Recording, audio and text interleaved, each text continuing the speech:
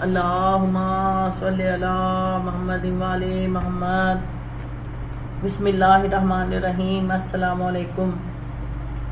نمایاں یا علی اپنا جمال رکھیے گا، ہماری سمت رخ بے مثال رکھیے گا، بروز حشر نہ رہ جائیں دید سے محروم، ہم آپ کے ہیں ہمارا خیال رکھیے گا۔ ایک مرتبہ جناب امام رضا تشریف فرما تھے کہ ایک شخص امام رضا کی خدمت میں آیا، وہ کہنے لگا یا ابن رسول اللہ کہ ایک شخص آپ کے دادا علی مشکل کشا شیر خدا حاجت روا کی خدمت میں پیش ہوا اور انہوں نے ایک روٹی کا سوال کیا کہ یا علی میں بھوکا ہوں، مجھے روٹی عنایت کریں۔ تو مولا علی نے کمبر سے کہا کہ کمبر اس کو روٹی دو۔ تو جناب کمبر نے کہا کہ روٹی تو اونٹ پہ ہے۔ مولا نے فرمایا کہ اونٹ ہی دے دو۔ کہنے لگا مولا وہ تو اونٹوں کی قطار میں ہے۔ مولا نے فرمایا اس کو قطار ہی دے دو۔ تو اس نے کہا کہ جب اس نے روٹی کا سوال کیا تو انہوں نے اسے اونٹوں کی قطار دے دی۔ امام رضا نے فرمایا ہاں یہ بات بالکل ٹھیک ہے۔ کہنے لگا کہ اے امام میں بھی بھوکا ہوں، میری مدد کریں۔ امام نے فرمایا ٹھیک ہے میں تمہاری مدد کرتا ہوں، ایسا کرو میرا یہ جوتا لے جاؤ۔ اب یہ حیران ہوا کہ میں بھوکا ہوں اور مولا مجھے اپنا جوتا دے رہے ہیں۔ خیر جوتا لے کر چلا، ادھر راستے سے گزرتے ہوئے سوچ رہا تھا کہ پرانا جوتا ہے، کروں تو کروں کیا، کہ دوسری طرف سے امام کا ایک صحابی جن کا نام معروف تھا وہ گزر رہے تھے۔ انہوں نے اس سوالی کو دیکھا اور پوچھا کہ بتا یہ جوتا کس کا ہے؟ اس نے کہا کہ امام رضا کا۔ اس نے کہا کہ اچھا ایسا کر یہ جوتا مجھے دے دے۔ اس نے کہا آپ کیا کرو گے؟ کہا ایسا کر تجھے اونٹوں کی قطار چاہیے اور مجھے جوتا چاہیے، تو مجھے امام کا جوتا دے دے اور یہ اونٹوں کی قطار لے لے۔ اس نے کہا کہ ٹھیک ہے۔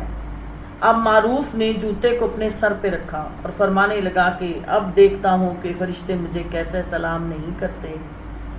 اور یہ اپنے سر پہ جوتا رکھے ہوئے امام رضا کی خدمت میں حاضر ہوا۔ مولا نے پوچھا معروف بڑے سیانے نکلے ہو، اتنی کم قیمت میں جوتا خرید لیا؟ کہنے لگا مولا بات قیمت کی نہیں، بات نیت کی ہے۔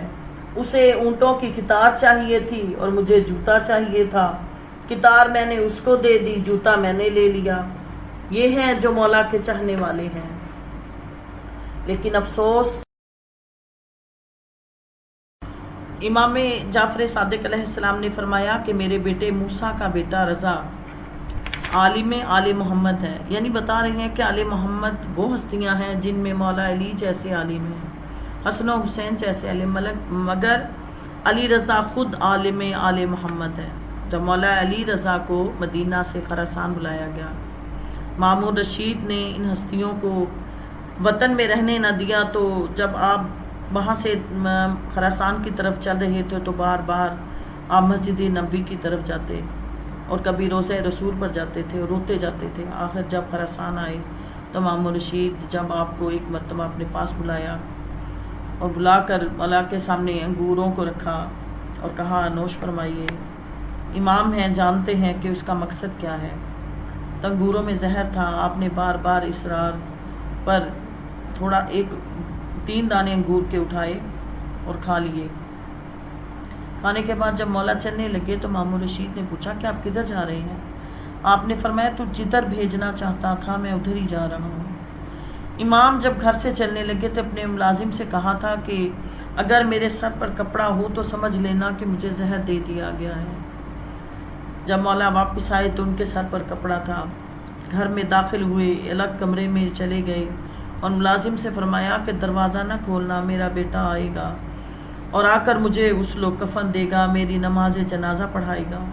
امام تقی اس وقت مدینہ میں تھے، مگر امام تقی باجاز امامت خراسان تشریف لائے، مولا کو غسل و کفن دیا اور غسل و کفن دے کر دفن کر دیا۔ میں کہتی ہوں مولا آپ پھر بھی خوش نصیب ہیں، آپ غریب الوطن تھے، آپ غریب الغربا تھے، لیکن امام حسین جیسے نہ تھے۔